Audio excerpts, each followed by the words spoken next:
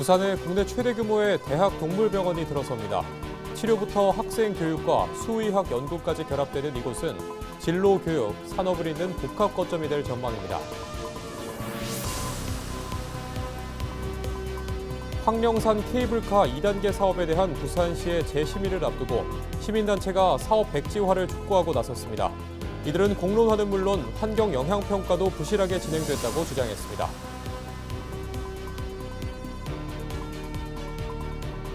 오는 11월부터 출퇴근 시간대에 울숙도대교와 산성터널의 통행료가 면제됩니다. 오전, 오후 각각 3시간씩이며 별도의 등록 절차는 없습니다.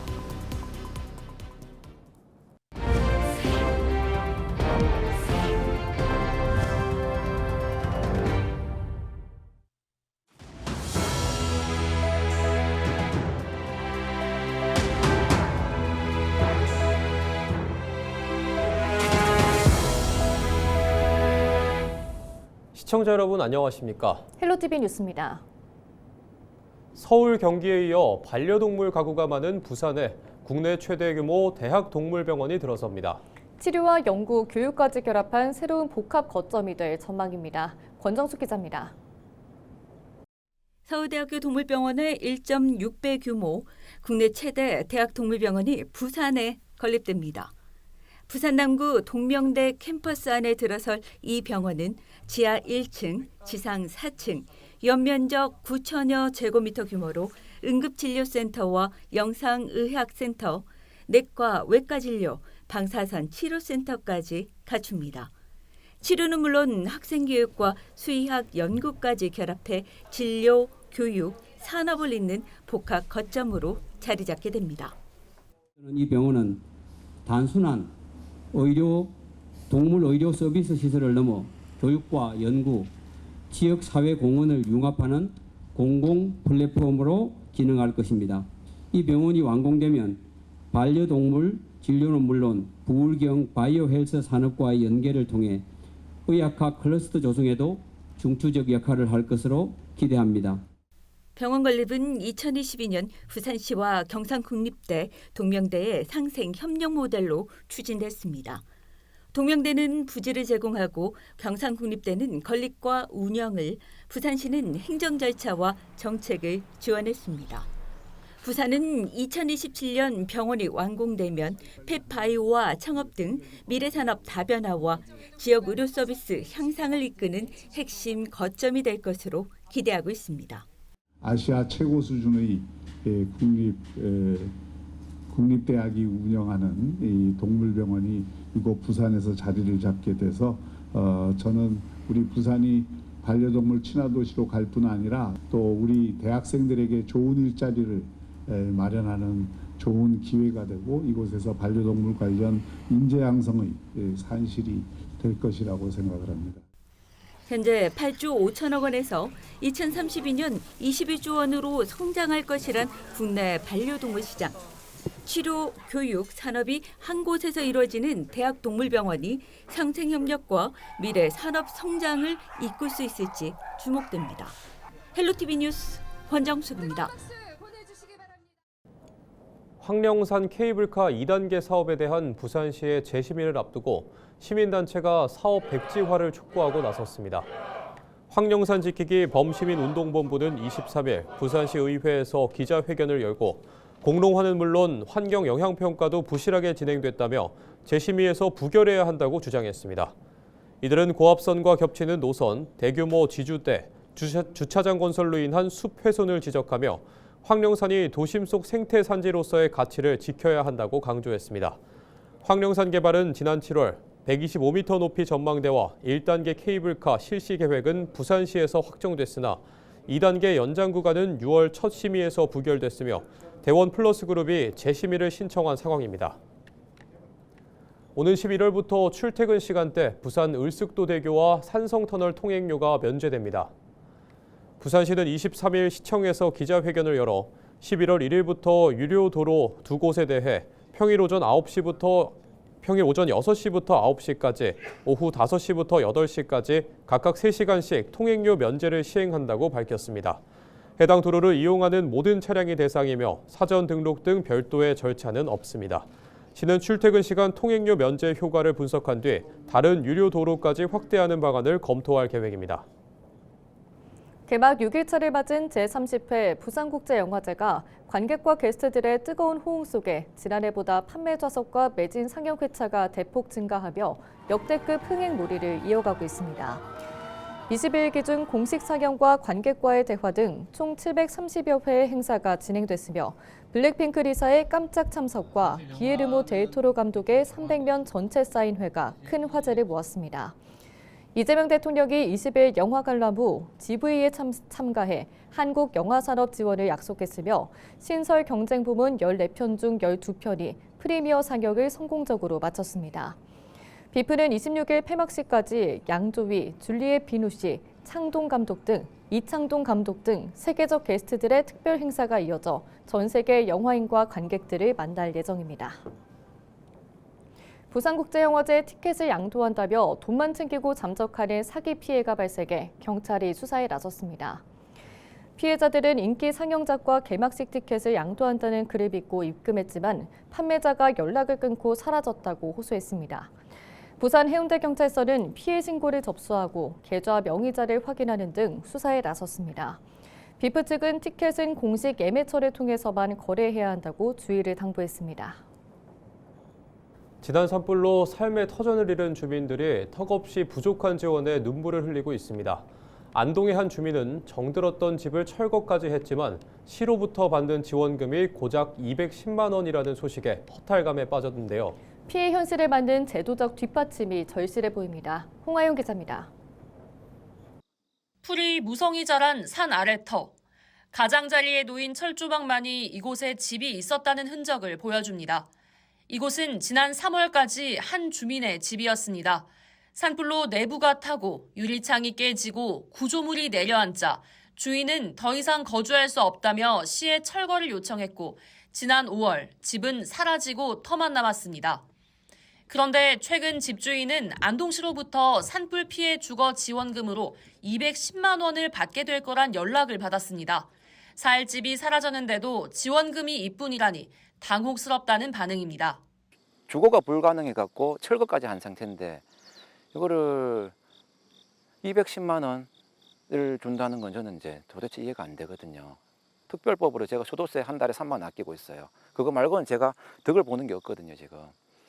그래서 이거를 빨리 특별법을 뭐 만들든 뭐 어떻게 하든 간에 아니면 알아서 주든지 좀 빨리 해주셔야죠, 이거는. 전파와 반파의 경우 보상금이 올라 각각 최대 9,600만 원, 4,800만 원을 받을 수 있습니다. 하지만 그 외에 주거 불가능에 해당하는 경우 하루 7만 원, 최대 30일까지만 받을 수 있습니다. 이 때문에 김 씨와 같은 피해자가 받을 수 있는 최대 금액은 210만 원에 불과합니다. 안동시는 피해 시민들의 상대적 박탈감을 이해한다면서도 행정안전부 사회재난 구호 및 복구비용 부담기준 운영 지침에 따라 지원이 이뤄지는 만큼 지침이 바뀌지 않는 이상 추가 지급은 어렵다고 밝혔습니다. 반파의 기준에는 해당하지 않지만은 어느 정도 좀 피해가 클 경우에 뭐 수리비를 대체하지 못하는 경우가 많은 걸로 저희도 그런 부분들은 저희도 그렇게 알고 있습니다. 그 금액이 좀 최대로 해서 이제 금액이 좀 작기 때문에 저희가 이제 국회나 이제 특별법 제정에 산불 특별법 제정에 소파에 대한 지원의 확대를 좀 건의를 해놓은 상태입니다. 지난 18일 국회에서 초대형 산불 피해 구제 및 지원 등을 위한 특별법이 산불 피해 지원 대책 특별위원회를 통과했습니다. 특별법엔 기존 법률에서 규정한 범위 외 추가적 지원 사항과 기존 지원금의 점검까지 심의하도록 하는 내용이 담겼습니다. 특별법이 국회 본회의를 통과하면 피해 주민들이 심의를 통해 현실적으로 지원을 받을 수 있는 길이 열릴 것으로 전망됩니다. 헬로티비 뉴스 홍하영입니다. 최근 이재용 삼성전자 회장의 장남 이지호 씨가 미국 시민권을 포기하고 해군 장교로 입대하면서 눈길을 끌고 있습니다. 삼성과 SK, 한화 등 재계 자녀들이 잇따라 장교를 선택하며 사관 후보생에 대한 관심도 높은데요. 23일 창원지대 해군사관학교에서 제139기 해군사관 후보생 입교식이 열렸습니다. 사관 후보생은 어떤 길을 걷게 되는지 영상 리포트로 만나봅니다.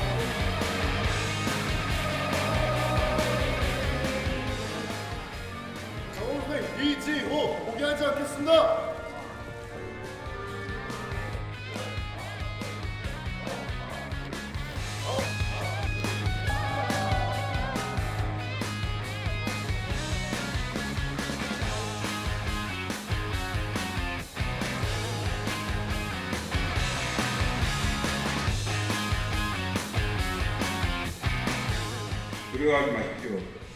강한 파도가 강한 뱃사람을 만든다라는 말을 들어보았을 것입니다.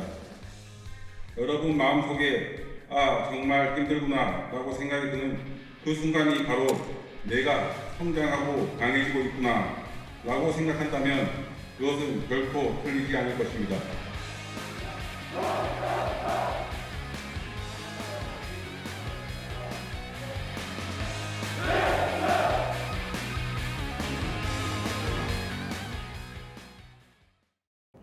통영 지역 대표 수산물 축제인 통영 어부장터 축제가 한 달여 앞으로 다가온 가운데 국내 정상급 셰프 7인이 확정됐습니다. 올해 축제는 통영 출신 장호준 셰프를 비롯해 오세득, 남정석, 박준우 셰프 등 7명이 이름을 올렸습니다. 이들은 통영을 대표하는 굴과 멍게, 멸치, 장어 등을 활용해 축제에서 창의적으로 수준 높은 요리를 선보일 예정입니다. 특히 7인의 셰프 쿠킹쇼도 마련될 예정으로 현장을 찾은 관광객들은 직접 음식을 맛볼 수 있는 기회도 제공됩니다. 통영시는 올해 어부장터 축제는 단순 먹거리 축제가 아닌 셰프와 함께하는 체험 프로그램을 통해 지역경제 활성화에도 기여할 것이라고 밝혔습니다. 한편 통영 어부장터 축제는 다음 달 24일부터 26일까지 4일간 트라이 에슬론 광장에서 진행됩니다. 부산 지역 시민사회단체가 침례병원 공공병원화 추진 과정에서 시민 의견이 배제됐다며 비판했습니다. 이들은 박형준 부산시장이 29일 정은경 보건복지부 장관과 면담을 앞두고 보여주기식 행적이 돼서는 안 된다고 지적했습니다. 시민단체는 23일 기자회견을 열고 2022년 부지 매입 이후 부산시는 제2보험자병원 계획안을 제출했지만 2년 연속 건강보험정책심의위원회에서 보류되며 책임을 중앙에 떠넘기고 있다고 주장했습니다. 500병상 급성기 병원화를 300병상 회복기 병원안으로 축소하고 병원 성격도 변경한 데 대해 시민에게 아무 설명도 없었으며 회복기 병원 계획은 시민 요구에 미치지 못하는 반쪽짜리 공공병원이라고 비판했습니다. 시민단체는 시민 건강권을 최우선으로 어떤 공공병원이 필요한지 시민과 함께 목표를 정하고 중앙정부 설득에 나서야 한다고 촉구했습니다. 부산을 찾은 중화권 관광객이 올해 7월 기준 78만 명을 넘으며 지난해보다 36% 이상 늘었습니다. 부산시는 온 오프라인 마케팅과 주요 온라인 여행사 협업으로 성과를 극대화했다고 설명했습니다. 이어 올해 중국 단체 관광 무비자 시행을 앞두고 글로벌 온라인 여행사 트립닷컴 그룹과 업무 협약을 맺는 등 외국인 관광객 300만 시대를 준비하고 있습니다. 2024년 부산 외국인 인구는 6만 3,290명으로 2015년 대비 37.6% 증가했습니다. 동남지방통계청 조사에 따르면 부산 유학생 비중은 29.7%로 동남권에서 가장 높고 유학생 수는 18,794명으로 9년간 168.8% 폭증했습니다. 국적별로는 베트남, 중국, 한국계 중국 순이며 외국인 취업자 비중이 49%로 울산 67%, 경남 62.9%보다 낮아 학업 목적 체류가 많음을 보여줬습니다. 또 부산은 제조업보다 서비스업과 숙박 음식점업, 취업 비중이 높아 대학 도시 특성이 뚜렷하게 나타났습니다. 이상으로 뉴스를 마칩니다. 시청해주신 여러분 고맙습니다.